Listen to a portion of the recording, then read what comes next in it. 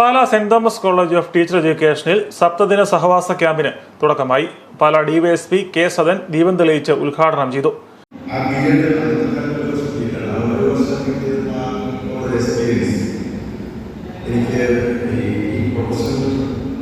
നല്ല രീതിയിൽ സഹായം നൽകിയെന്നുള്ളത്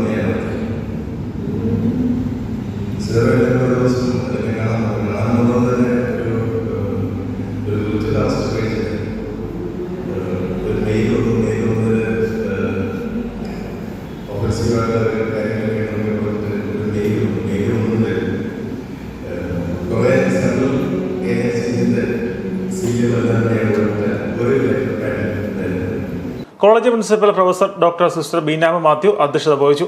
college vice principal doctor T C Thankachan, NSS programme officer doctor Alex George, NSS volunteer secretary Anjali Rameshan തുടങ്ങിയവർ സംസാരിച്ചു. യൂണിയൻ ചെയർപേഴ്സൺ അനു മരിയ മാത്യു, അധ്യാപകർ, അനധ്യാപകർ, അധ്യാപക വിദ്യാർത്ഥികൾ എന്നിവർ സന്നിഹിതരായിരുന്നു.